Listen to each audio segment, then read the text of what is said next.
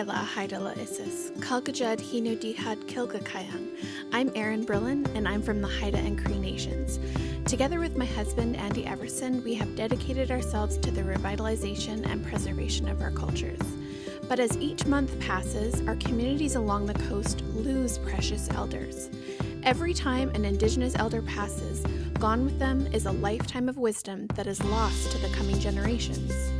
The next Ancestors podcast features Indigenous elders and cultural knowledge keepers who have amassed a wealth of knowledge to share with us all. Indigenous wisdom is needed now more than ever to help us navigate in these uncertain times. And through this podcast series, each episode will serve to preserve this valuable wisdom to share with the world before it's too late. We're here today with Chief William Wasden Jr., and he is an incredible artist, obviously a chief, and one of the most sought-after potlatch singers on the coast, as well as the most culturally knowledgeable person that I know. So we're really honored to have you here today and to have a good conversation about some really interesting things. So thanks for being here. My traditional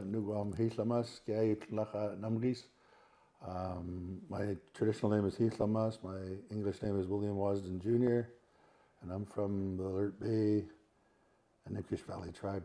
I usually start off each interview with asking all of the guests who were some of your main cultural teachers growing up, and what are some of the teachings that you always carry with you today? Big question, hey? It is a big question. There's so many people that were so kind and generous with their information that there was just so many people that gave little pieces here and there and were always willing to help us along. Mm-hmm.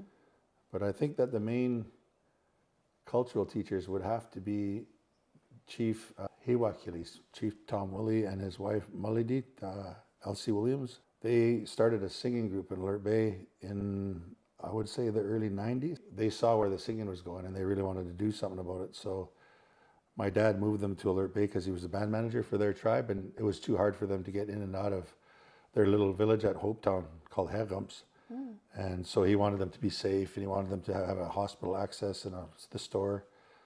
And so he moved them to Alert Bay and got them a place to stay. And in their wisdom, they had a vision of teaching young people. And their words were, "We will teach anybody and everybody as long as they're willing to respect it." Mm. So they set up this sessions just in their house. It was really beautiful, and pretty soon most of us were encouraged to go, and so we did. And then it just grew and grew, and pretty soon there was a real force of singing coming back. And I could honestly say that because of the seed that those two planted, singing spread to all the tribes, and everybody was inspired again, and it started to really become powerful again. That's awesome. Mm-hmm. How old were you around then? I would want to say around 19 years old. Mm-hmm. Yeah, around 19. My dad took me to go see them kind of on a private visit because the old man wanted to just to say hi and see who was interested. So I went, and it was it was a lot of history. And what I find out about life with our culture is that the old man said if the history is still intact, you can always compose again and you can always reconstruct ceremony, but you can't recreate the history. So it was most important that we always paid attention and we listened to the depth of where these things were coming from. You also learned songs and stuff from, is it Mackenzie? That's him. Oh, that's him. That's him, Mackenzie. Okay. Yeah, Chief Tom Willie. He was born at Mackenzie Sound, so. Oh, that's why he's called. Okay, he's called I was thinking it was a different person. Yeah, and his wife Elsie she was so gifted. She used to transcribe too, and she was actually Chief Tom Patch Wamas's daughter, so she was a princess too as well. Mm-hmm. And they were just an amazing. Oh, we actually ended up calling her Gaga, which is grandmother, because she was so kind to us and just always pushing us forward to learn and revive our singing, the singing aspect of our culture. But did you always know that you were going to have a chieftainship? No. I remember going to potlatch when I was young, and I understood a little bit of what was going on, but I remember starting to dance and getting dances from people. And then my family really didn't participate after a certain period of time. Mm-hmm. Due to my grandfather's wisdom, how the potlatch had become very toxic and colonized. So we were removed at one point by my great-grandfather. And in time, we had heard what the things that they had owned and the privileges that they carried. So I thought it was kind of a shame to let those things go to waste. And so I talked to the older people in the family. And then pretty soon my grandmother, Putsa, and my granny Kika, who were the last living children of that old chief that were concerned about his standing, they basically discussed it and said if we were going to do it in a manner or following the traditions that our grandfather believed in, then we would continue on. So we had a meeting with our family and we said, yeah, we'll do our best to keep it pure and true and keep our family together. That was the most important thing. So we've done a pretty good job. You know, we're still standing together, and I think our grandfather would be proud of us. Yeah. There was a lot of different chieftainship names documented that went above this old chief, Wachawidi. They called him Samuel Innes. And he was, his play potlatch name was Tlauchsum, which is red cod. It came from a long line, right, direct descendant from the Thunderbird, Quanutsila. And there was a lot documented about the chiefly names of that lineage. But my grandmother and her sister said that we didn't know those people, so not to go any further back. So we only went as far as the grandfather they knew. Yeah. The first real cultural activity or passion that I had was artwork. I was trained by Doug Cranmer when I was young. I was under his mentorship. He was a really nice, strict teacher. I loved the strictness. Like, he had rules about the artwork, and he was always going above and beyond to teach us the teachings behind it, that, you know, always have a story behind what you're doing. These sort of creatures and characters have this and that, and you have to have that included. And he was always concerned about the culture too. He's always telling me, you know, what I see today is really evolving fast, he said. And he was always reminding me to, you know, to do our best to keep it, what our ancestors left behind, to the best of our ability. Yeah. My mom brought me to him, and I was standing by the door, and he didn't want kids in his art class, and he was, no. And my mom was, please. So he ended up taking me in. Him and my mom had a good relationship, and I ended up in an adult art class at 12 years old. Oh, wow. And then I was drawing one night, and I spilt Indian ink, and it dripped in between the table, and it landed on my Auntie Dodo's painting. And Doug said, that's why I didn't want kids in my adult art class. And then Dodo said, she was my aunt, she said, it's okay, we shall just start again. So it kind of ironed it out and made it okay. But I really admired Doug. He was just good at everything he did, and he was just honest about things. You know, he told it like it was, and he was like, you know, they talk about Mungo being the slender thread. Doug was a slender thread coming from Mungo as well as others in our Hunt family and the Knox family. Doug definitely passed on what he was entrusted with by the artists before him. Yeah. And then I have to credit Don Yeomans as well. In grade 11 and 12, I ended up in his art class, and he saw what I was doing. And then he was really honest. He was honest with me too, and he just said, you know, you could learn something here, or you can continue to be sitting there pretending like school and artwork isn't that important. So he didn't say it like that, but he said it, interestingly enough, I had respect for him, I guess, because he was brutal honesty. Yeah, and he was a really good teacher too. He taught me how to be patient. He could see that I'm need things done right now, and you know, as fast as I can do it. And I'm effective in fast work, but he wanted me to slow down and, you know, make things worthwhile and quality, instead of being a Friday night artist trying to get something sold so I could have a good weekend. I think that's what he said. He was my brother's first mentor as well.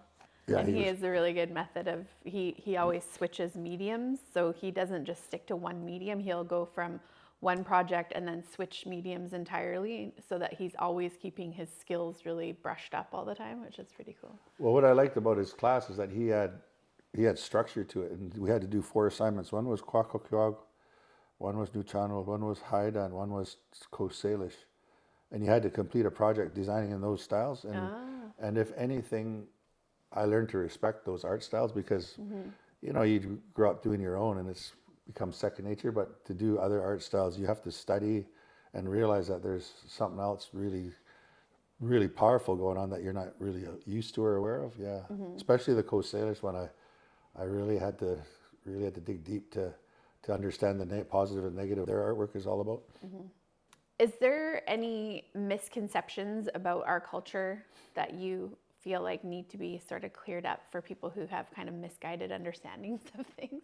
Well, for me, the misguided understandings, a lot of it's coming from literature, where a lot of anthropologists, not from our people or not groomed or lived amongst our people, are writing their interpretations of what they saw or they are seeing, or recycling old information and just putting it in fancier words instead of coming to sit amongst the people and find out what's really going on.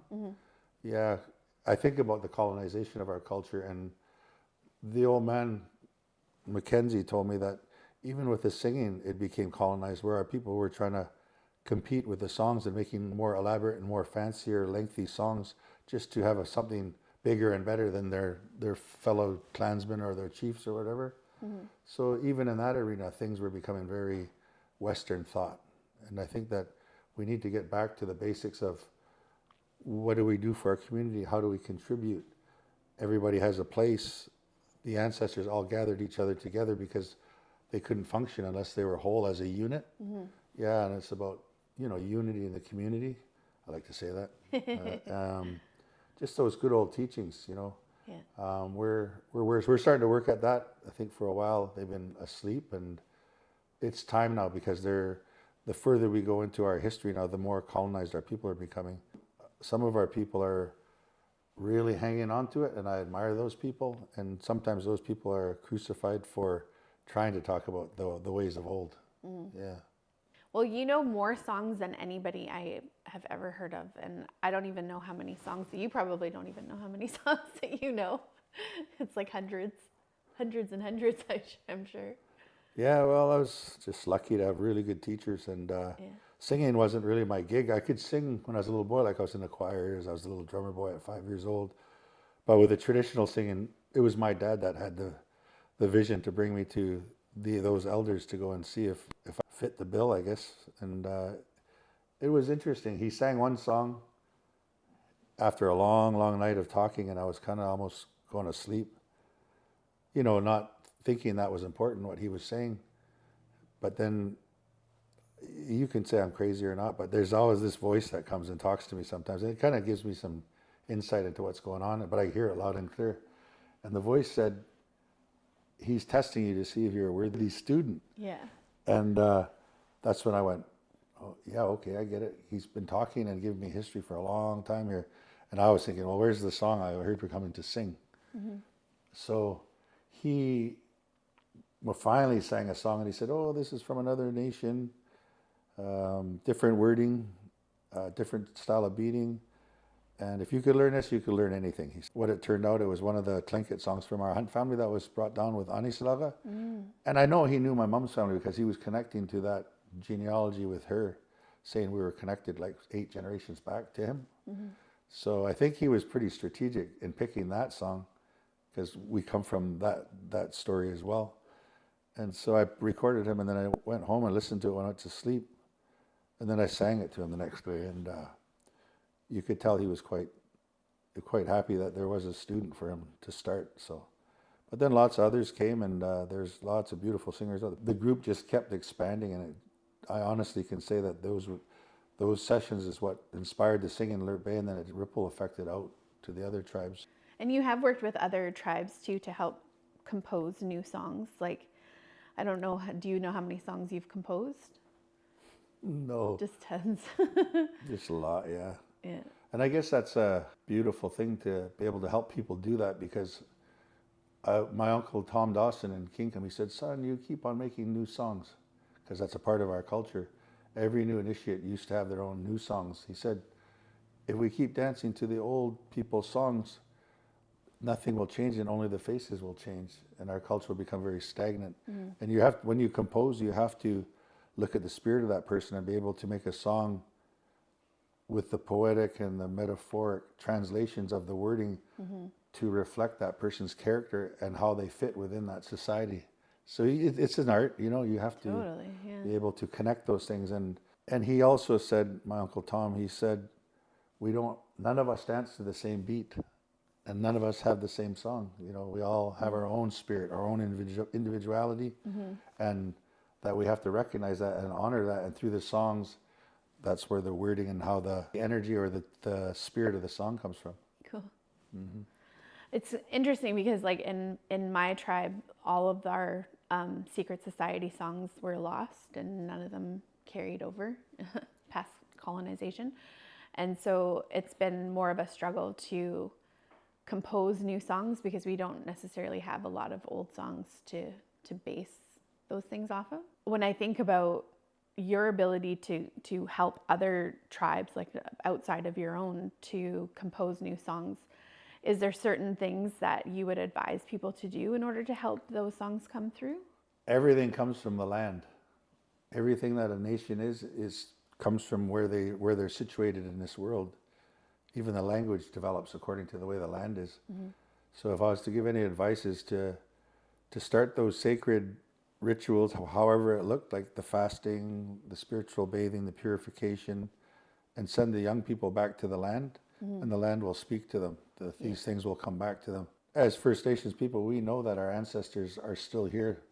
You know, sometimes they appear through the animals, sometimes they appear through spirit, but those things are still there, and that's a real strong part of who we are. And our ceremonies is that connection to spirit, including ours. So I always tell people, if you get a bunch of young people willing to go to the forest, the land and the ancestors will speak to them, and these things will start to come back, because that's where they came from to begin with. Yeah.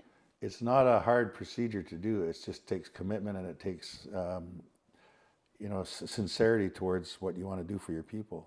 Do you see songs structured differently based on what tribes there are? Like, I'm not that familiar with how songs are composed, or like how you break them down into to sections. Or do you think that each tribe had their own sort of way of, building a song?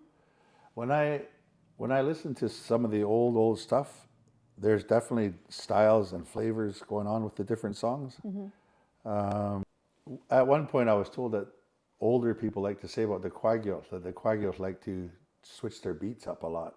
Yeah, that they were always having beat changes in their songs. It wasn't necessarily the tunes and stuff, it was the beating. But if I listen to the Awikino people, their rhythms are pretty steady, but their choruses are really melodious and beautiful. So I'm almost thinking their location with the Balakulas close by and the interior people not far, that their music was being influenced by their neighbors too, by, they're potlatching together and stuff. So, and with our tribe, with the old songs that we do have from our own people, they're really quite low and haunting, and especially like winter dance songs, they're slower and more haunting. That's all I can say is, But yeah, definitely you can somewhat pick out different styles and stuff like that. With the Hilltalk people, with the Dlualacha songs, the peace dances, we call them, there's just a lot of steady beats. If you go to the week, they've got a lot of changing beats in their Dlualacha songs. So, yeah, and I think that the Kwakwakyog have both steady beaters and changing beats, but I think in later times our composers were really working with the changing beats. And I think that probably came with, those are fancier, with that Western thinking. Getting really complicated. Yeah, with that new age way of thinking. That's fancier than a steady beater. So yeah. That's what I think anyway. Yeah. Is there certain parts of the potlatch tradition that you think can't ever evolve or change from the way it's kind of set right now? My only comment on that is that why would we change what we know our ancestors did? If our ancestors were doing it, who are we to change that? Yeah. The only time I think we need to evolve is when we don't really fully understand anymore, or don't have the tools or the framework of what the ancestors did, because they did it for a reason, and if they were doing it for thousands of years, they knew why they were doing it. So I believe there's room for evolution, but I don't believe in doing that when we know what our ancestors were doing. Does that make sense? Yeah. Evolve when you have to, but when the framework is already laid down for you, why would you undermine your ancestors? For people that maybe don't understand prerogatives and the sort of significance of prerogatives in the potlatch system. Could you explain it to people? Because I think up and down the coast, you guys are really lucky that your whole system of showing your prerogatives has been so well documented and well maintained throughout history. But you go up the coast a bit and like those prerogatives have been lost, and there's a lot of people who don't actually really understand what it means to have prerogatives and show them. And so can you kind of give a background on that for people who might not understand them? Well, with our culture, and especially the potlatch, we have lots of ceremonies, but the main one that I guess we're discussing is the potlatch. We're showing our history through song and dance and ceremony and sharing it with the other people so that they'll understand who we are. And in doing so, we pay them to say thank you for witnessing, and them accepting their gifts and whatever we give to them is their way of saying, I approve, and I'm gonna, this is valid to me, and they're gonna go and continue to tell the story of what they saw. And I guess that's why, like, sometimes we can ask other neighboring tribes about, do you remember anything our family had, or do you remember anything about this family? And some of them can tell you because they were there when the ancestors were doing things.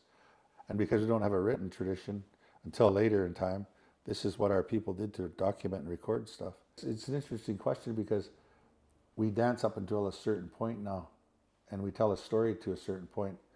But what are the things our people are doing now that are ceremony worthy or dance constructing and composing worthy? Because we've got a lot of people out there that I see as heroes, and we need to somehow recognize them through ceremony and through our potlatch system, especially the older people. Like I'm thinking about Mungo Martin, Data, Billy Sunday Willie, Uncle Tommy, Washlawiti, Tommy Hunt. These guys were all chiefs, no disrespect. I'm just trying to think. Mackenzie. All these people that, Chief Johnny Hunt, all these people that recorded these powerful, beautiful songs and talked about the ceremonies, these things are still being accessed as resources, and the things that they've recorded and talked about are being lifted up again. There's certain ceremonies that were asleep, and unless they had done that, they would have just faded away like everything else, right? One of my uncles, Basil Lambers, and I really learned a lot from him, and he said the same thing about those kind of people. What are we going to do to recognize them so that their efforts won't be forgotten? Like, do we make a monument for them? Do we carve a totem poles to represent them? Or maybe there's something that we can do in the ceremonies to always remember those singers that hung on and that we're still singing because of them. Yeah, that'd be cool. Yeah, no, because one time I was having a conversation with somebody in Haida Gwaii, and I was saying how sad it is that we don't have any record of our prerogatives, like in the secret societies, we don't have songs and all that stuff. And this person said, like, it's not a big deal because we can just make up new ones, is almost antithetical to the whole potlatch system where you're really only showing what is yours to show, right? Like you can't just, make stuff up, or like, oh, you like something, so you're just going to go show it. Like it really has to be connected to your origins and your lineage and all of those things. So when I think about my daughter now who's trying to learn the language, and she composed a song that was used in Andy's potlatch, again, she's looking at our lineage and talking about our crests and things like that, and trying to do it in an authentic way. So it's a little bit trickier than just being creative and making a song, and you really have to do the connecting the dots to your ancestry. Well, it's just like what I was saying, what Doug had to say. And Doug was a chief as well. He was very, very part of the potlatch system. His name's in the potlatch ledgers, and his name was Pulnak Kwalagilis Wakyas. I have to keep on recognizing them as chiefs because it's almost disrespectful just to say Doug Cranmer. Do you know what I mean? So, yeah, but Chief Douglas Cranmer, he, just like what he said about the artwork, you always have a story with it. Like it's nothing if it's just a piece of design on a paper with no story to it. It's disconnected. So it's just like what you're talking about. When we compose songs, connect it to whatever it is your family's story is and whatever you're trying to present. Thinking about the Sliammon people, I told them, you got a guy called Larry Louie, who was the first professional soccer player who played for the Whitecaps, who was from the Sliammon. I think he was a Sliammon Brave. I'm not too sure. But I said, you need to do something in the culture to recognize that man. Because we weren't warring or we weren't fighting supernatural beings or animals in the wild, but he was a modern day warrior and was able to compete at the highest level. So to me, he was a hero, and there should be like something, a song composed or something to commemorate that time in his family's history of this guy that was like super, he had special abilities. Like to me, that's supernatural qualities or power, That'd be a really cool way though to like keep the culture evolving by adding significant people into the ceremonies somehow. Well, it's even Whether like, people are composing songs for them or about them or something like that. yeah. Well, it's like the Haidas with their powerhouse basketball today. They should have, because up north basketball is the modern day warfare, right? Down south it's the soccer. So the Haidas have been dominating for so long. There should be something composed or choreographed dance wise to celebrate that powerhouse of successes of the Haida people. Yeah, totally. Modern day heroes. Modern day warriors and heroes, yeah. Yeah, totally. When you think about the responsibilities of being a chief, what do you think is the key things about being a good chief? I asked two chiefs that I just admired with all my heart, and they're both passed now, so I'm going to name them. It was Chief Heislamas, Tom, and we call him TK, Tom Henderson, and the other one was Chief Helagilis, Spruce Wamas, and I called him Osai, which is an old word for father, because these guys were out, again, more people with teachings willing to share, pass it to us and tell us little bits about this and that. But I asked them at separate times what they were taught, because I just admired how they loved their people and how they moved amongst the people and what they did for ceremony and how they supported others. And they both had, at different occasions, said the same thing. They said their father or their grandfather, to be a chief, your only mandate is to look after your people. But deeper than that, the people is your children. You have to be able to teach them who they are and where they come from, so that they'll have a strong foundation and an understanding of who they are, so that when they go out in this big world, that they'll have a chance and that they can walk with their head up and know that they come from something and they belong somewhere. Yeah, and I thought, imagine if we all thought that way. How beautiful. And then to contribute to your people. Always be doing something to help enhance or uplift your people and role model something that the younger generation will want to be a part of. That's the one thing I keep hearing from all the chiefs and matriarchs that I've interviewed, is that you're putting yourself in a position of service more than in a position of power. Like that's the emphasis is on how are you going to serve versus, who are you going to have your head above, sort of thing. Well, my Auntie Mary used to say, if you're really a chief, you'll be the poorest person in the village. Like you'll be, supplying and giving to your people, where they're more of the priority than yourself, right? Yeah.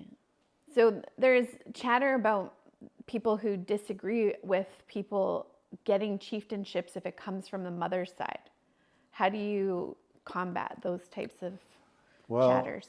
I was always taught that we don't, how do you say it? If you roll in the mud with pigs, you're a pig too. That's what one of my uncles said. He's a chief. He's a chief. And so you do what you got to do in the big house. That's where things are valid. And that's where you make your statements about what you're doing and where you're coming from. Yeah. And there's enough history amongst our people of people coming from their mother's lineage. Yeah, totally. I can go on and generations and generations. I can go on and name 10 different ones right now. But yeah, I'm not just talking about you personally, but there's so many examples of it. What do you do when there's only a daughter born into your family, and they come from long lines of chieftainships? The husband's family is going to marry them to have this union, and then when they have children, they're going to be passed down to the mother's lineage, and it's happened over and over amongst our people. What I realize amongst our people is that some of our people, again, are not about that unity. They're not about that wanting, to contribute and stuff. Some of our people have bought into the colonized way of thinking. And it's sad. It's not everybody, but there's some of them out there. There's always going to be those people out there. One of my teachers from Bella Bella, I call him Father, Bill Gladstone. he said there's always going to be a small percentage that's got something to say about everything that people do. Yeah. And it's that small percentage that doesn't do anything for anybody. And he didn't say it that nicely, but that's what we realize, is that that's how it works. There's always going to be these naysayers, and the people that are contributing just got to keep moving forward, you know. It's one of the most disappointing aspects of being culturally involved for me, is when there's just so much negativity. And it's also something that non-Indigenous people don't have any idea of. Like, they look at people who are upholding culture and they think, oh, it must be so wonderful and you must be so celebrated in your community. Little do they know how much actual attack you get and how much negativity happens around every potlatch. Like, there's like always this little undercurrent of negativity and chatter that goes on with every cultural event. And for me, I find it really disheartening, because it feels like there's so much time invested. You put in your heart and soul into something, and then there's still people who will criticize no matter what. Well, they're always going to be there. And Yeah. the narrative that has to change is, why do we put so much energy on those kind of people when there's a whole bunch of people that are grateful, Yeah. learning, being brought in, being a part of, and there's a whole multitude of people that are just really supportive and happy with, you know, just being a part of something. Yeah. So we have to start putting our energy to saying, this is where we need to what we need to recognize, and these are the kind of people that we need to surround ourselves with. And a lot of time, those negative Nancy's, they never come, or they don't contribute anyway. Why give them any kind of value or weight on what they have to say? 100%. Yeah. But I know why people do. They want 100% peace, love, and granola, but it's never going to happen. No. And that comes with teachings. You know, there's a saying, we can only look after our own house. Don't worry about what that clan's doing over there. That's their business. If they evolve it, they have to meet their ancestors. We have to meet ours. So, Yeah. you know, what the neighbors are doing is none of our business. We just go there if we respect them and show them our support by just being there. I have learned that I have respect for people, but if people aren't going to give it back to me or my family in what we do, then I don't have to invest my time in them either. And it's a sad state of thinking like that, but it's also like, well, yeah, you can't just be constantly a doormat by going to contribute, and then certain people just say, oh no, we're not going to help him out or whatever. I've actually taken a list of who is supportive at our potlatch, and those people, I'll look you in the eye, I'll be loyal to you to the end of time, because you've shown your love and support to my family. No, it's not me, it's my family. Yeah. And so I will be loyal to those families as best to my ability. Well, the whole system is based on reciprocity. So if you're not getting, if you're giving and not getting back, then it's like, okay, move on. Yeah, exactly. So real wonderful people out there that do follow all the gatherings, you know, and they just come and mind their own. And they always say, you know, we've come to hear your story, you know, and it's just like the legend telling too. Like, you know, they have the Nuyumtsa, the people that are the heads of the clans. They're the storytellers. They own the story. They can tell it any way they want. It's not up for other people to go and challenge them and say, no, that's not how I heard it. If you're not from that clan and you don't, especially if you're not the story keeper, it's none of your business. Yeah. Uncle Dyer Dick, he used to say, and I heard over and over from his daughters, they would say when they were doing something they didn't quite understand, he would always say, I guess that's how they do it, where they come from. Like, Yeah. you It's know, just different. That's them. Like, you know, don't go get it all. Don't go be all finger wagging. Yeah, and get all bent out because it's not what you think or what you believe. Yeah. What do you think the best way to address doing things that are culturally inappropriate, like either claiming things that they shouldn't be or things like that? Do you think there's like a healthy way to go about addressing those things? The healthy way in our culture is, if you disagree with something that somebody's done, or you're making the same claim, you have 10 months. 10 is perfect in our culture. And I seen it done when I was younger. It was over a hamatsa. And the family hamatsa had this young man, and there was chatter about it. So within 10 months, another relative had a potlatch. So they cut in and bought time, and he danced again, and they gave more money away. And so it was, they said they called it locking it up. So two people were claiming the same They were hamatsa, chattering about it, but they never not- did anything about it. So Yeah. they called it, it's locked up now. So that other family had to just say, you know, shut up. you've been shut up. And the proof of our culture is in the stories and the history. You should always be telling your stories of your dances. You go to some potlatches and there's all these dances going by and these names going by that we've kind of trying to figure out. And it's like, how did that connect to your family and where did you get it? For some people, it's become a show.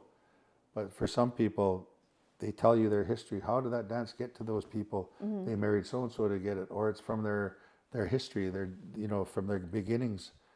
And everybody should be telling their stories of where these dances came from and how they got them. It's becoming more prevalent now in the last few years. Hey, It's coming to life, yeah. People are being very clear about it. But one thing that I like about your guys' system is the way that you guys do the chief meetings before the potlatch. For me, it's like you should only be really telling those visiting chiefs what the agenda looks like.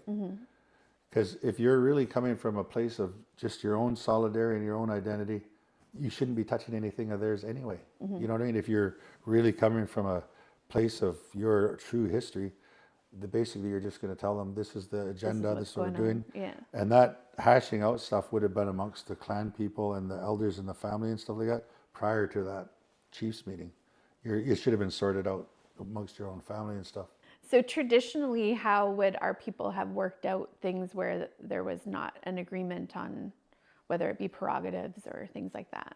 I go back to, I love our uncle, Paul Willie said, I respect you enough to disagree, but still respect you afterwards. You know what I mean? Like, we can agree to disagree.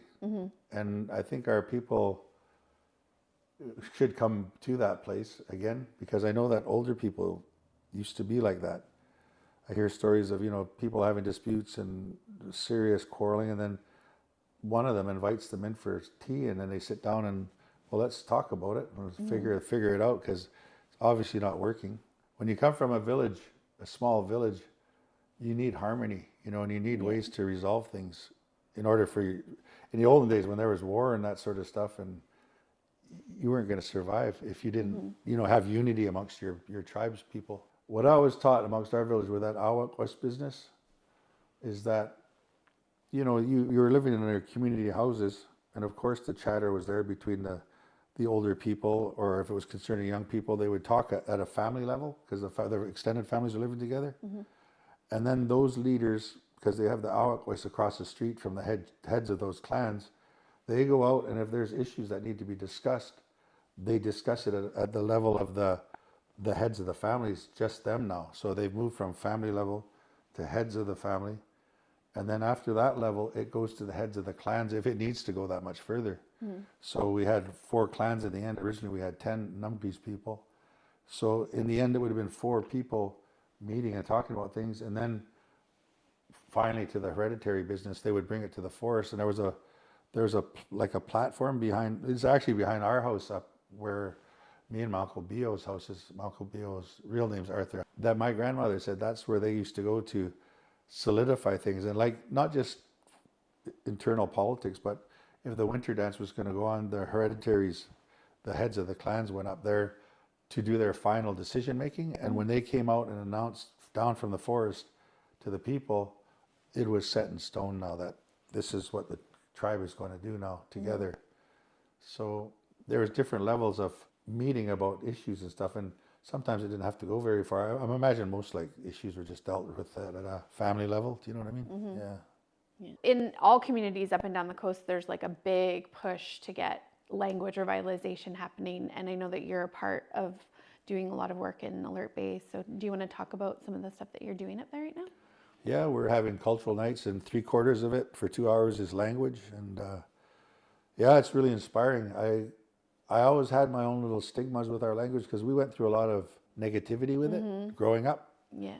And our parents and our grandparents had negative tones with it, and so to me, I really believe that our people should have a big gathering where we do ceremony to cleanse it and release it and say that's the past, and we're going to make our language pure and true and inviting to our young people. And that's a really good idea. Well, and that the young people know it's your language. We want you to learn it in a fun, loving way now, and we want you to be excited about it. And the revitalization back home has been amazing. I just take my hats off to all all the people that have been willing to go and sit in those sessions. Like I look at the young people at Hada. We were at a family dinner, and they always ask my mom to pray, and my mom says, get one of the younger people to pray. And I looked at my nephew, Denzel Wilson, and he's at Hada. And I said, well, why don't you pray, Denzi? You've been learning the language. And he, no hesitation, and this is, he's been raised, to be comfortable and confident in who he is. But he just prayed in our language, and I know a few of our older people in our family had tears in their eyes, and I was just like, I didn't expect him to be that eloquent or elaborate in what he said. But and it was powerful. And for me, it was just like the language is going to be like the singing now. There's a seed that's been planted, and it's starting to ripple effect, and it's going to explode where our people are just going to be loving that language, and it's coming back big time. But there's certain people, and I have to praise our women. My teacher was Pauline Alfred back in the day, and she was a really effective teacher. Like everything Pauline taught me, I still remember today. Like she was about repetition too, and it was always the ladies that were worried about the language. And now I went and sat in a meeting about 2 weekends ago, and they said, it's always the women and the children. It was women that said this, and they go, what about our men? It's time to bring our men in. So they had like about 20 men from different villages sitting in there, and the language just started rolling. And there was a couple of my uncles sitting there that I didn't know could speak the language. And I got really teary-eyed.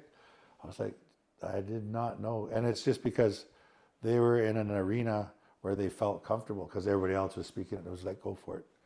So yeah, there's a lot of like they were sort of like silent speakers. Silent speakers, but they could speak it if they chose to. You got like Pee Wee. Pee Wee's been a centurion for the language for I think longer than anybody. And I just take my hat off to her, and I'll always support whatever she's doing. My niece, Gloria Hunt, she's a little centurion out there going for it with her language. There's so many. Thomas Wamas Jr. I'm just thinking different villages. And then we got the elders like my uncle Chief Dick Dawson, Auntie Margaret Wilson. These people are really dedicated. Like they're always out at Hada with the kids and stuff. And we wouldn't be anywhere without those dedicated people. So Uncle Bobby Joe, of course, Chief Kun Kuligedzi Wakias. They care. They actually care about our young people and where our culture is going to be headed if we don't have no language. Talk about Basil too. He had his own position, Uncle Basil.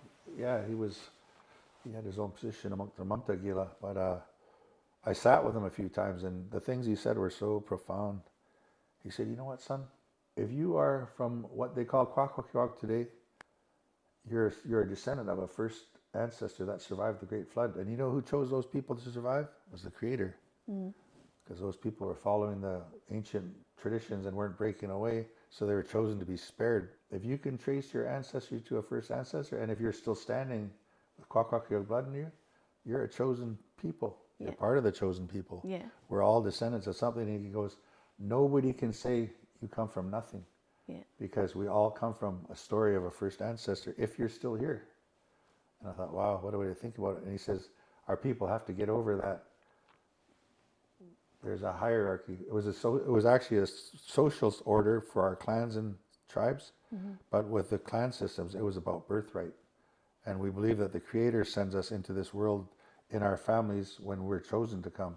That's why the oldest male and female were really built up, because we believe the Creator chose them to be the oldest and to be the respected ones in our family. Everybody's respected, everybody has a place, but we really cherish the oldest, right? And it's the same with the clans.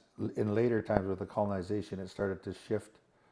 But amongst our Numidis people, the sea monster people came back. Guatemalalis, what Namukustolis was his name before Guatemalalis, but he came back on the sea monster first and was put back at the mouth of the river. He was the first one back, so he's first in order, that clan.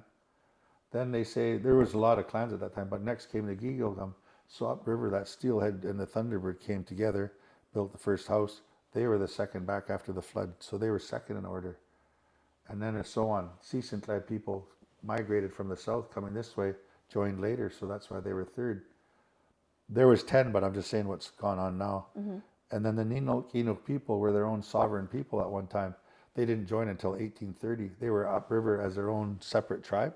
And then after the epidemics and all that sort of stuff, because of their numbers, They thought it was just better to amalgamate now. So in 1830, they moved down and moved with the rest of the Numgis. And that's why Ninilkinu are the fourth clan. It doesn't mean they're higher or lower than the first. It's just the order that the Creator chose those people to come back and repopulate the land again. You know what I mean? So if we start to think in this manner, that, oh, this ranking, we're better, and all that stuff that's so colonized thinking will start to wash away, and our people will start to realize that everybody is just one people, and we all have something to offer, and we all come from something. You know, we belong to something. Imagine if our people all thought like that. What a wonderful world that would be. Yeah. Yeah, I always just think there's like 8 billion people on the planet, and in our tribes there's only a few thousand maybe, right? And like, how important is it to keep those distinct cultures alive into the future? Yeah, and I always think about Geronimo and them on that train. If you've seen that movie, and there are two, one was a turncoat and one wasn't, and the brave warrior was yelling at him, you were a traitor, you were against us. And Geronimo said, we're so few now, why fight amongst each other? You know, just let it be now. Yeah. Like try to band together here. Yeah. Everybody watch Geronimo. You want to know about teachers? The best teachers I had was my parents and my grandparents. There was a time when a family came to try to ask me to sing right after the day after my grandfather's funeral. And they asked me in the funeral to please come to the big house. And I was really offended. Like, I just buried my grandpa here. I don't want to sing for anybody or anything. And I looked at my grandmother and I said, well, what do you think, Nan? And she goes, if they need your help, you need to help them. And that was it. It's just like, if people have asked you to help them, you go and help them. That's what their teachings were. So I always looked at things differently, you know, just be good. And sometimes you don't want to do things, but your spirit says, well, why not? You know, you might change somebody's life, or you might change your own, you know.